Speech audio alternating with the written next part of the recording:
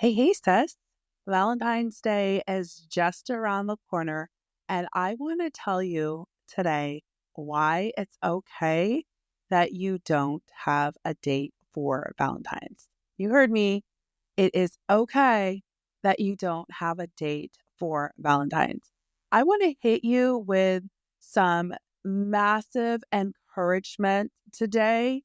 I coach my clients on mindset and strategy because your mindset is going to determine the energy that you have, the energy that you put out into the world. And we all know that your energy determines your impact. And I want to help you with that today. I want to help you with your energy so that you can go into Valentine's Day and know that it is okay that you do not have a date for this Valentine's Day. Why? Because it's coming, sis.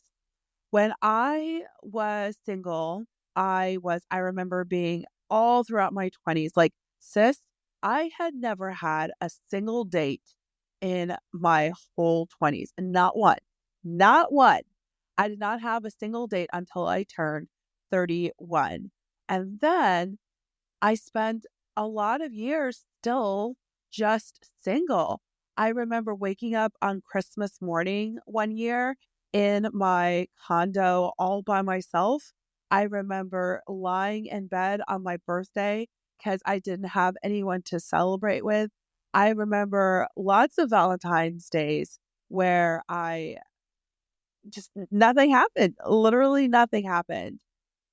But I didn't make that mean that I was going to be single forever. I knew down to my core that I was meant to be married and to go a step further, that I was meant to be a mother. I just knew it. I held that energy. And even though the years went by, I held on to that belief. I held on to that certainty. And that's what I help my clients do. I remind them that they are beautiful, that they are smart, that they are godly, and that the chances of them staying single for the rest of their life are like nil. There is zero chance that they are going to stay single. Let me hit you with some facts. I used to be an engineer, so I love me some good numbers. Did you know that the U.S. Census Bureau did a study in, I think it was 2021. I can't remember the exact year, but it was a few years back. It was 2021 or 2022. And they discovered from their statistics and from their polling of the United States that 91% of American adults get married at least once in their lifetime. 91%. I am telling you that as a dating coach, I feel so assured of my success rate because most people are meant to be married. You look in scripture and you see God talking to married women, to talking to married men, talking to older women to train the younger women to love their husbands and children. Most people are meant to be married. And as I said, 91% of people in the United States get married at least once in their lifetime. And the reason why that's significant is because sometimes people get married more than once in their lifetime. And the statistics show in the same study that if a marriage ends due to divorce or death, 75% of Americans remarry. Now, I know I have listeners all throughout the world. I literally know that there are people from very, very much more countries than just the United States. But just take the United States as a gauge of like modern society. Most people are getting married. What does that mean for you? It's Valentine's Day, sis. It is okay. You are going to be spending most of your life with your partner, most of your life. I remember being single and it felt like it was just forever. It felt like a life sentence, but it wasn't. I've been married now. Well, let's take it back. I've known Caleb, my husband. I've known him since 2016. and it's 2025 right now. So that's nearly 9 years. I've known him for nearly 9 years. I promise you that I do not think about any of those Valentine's days that I went alone. Like they are kind of clumped together blur. I sometimes think about the Valentine's, the Christmas day and my birthday. I think about those days, but they're like a far away memory. Why? Because my life is so full of love now. And I know that all those years that I spent alone brought me here. They brought me to this love I have with Caleb. He's my best friend. I I I never spend a day lonely now because I have the love of my life. And all those years, I would say I met Caleb when I turned 35. So 35 years of Valentine's days alone. So what? So what? They brought me to the love that I have right now. So what I'd love for you to do is truly, if you are not celebrating this Valentine's with a guy that you're in love with, don't make it mean that you're going to be single forever. That's not what it means. It might mean that you're single this year. Doesn't mean you're going to be single next year. Doesn't mean you're going to be single.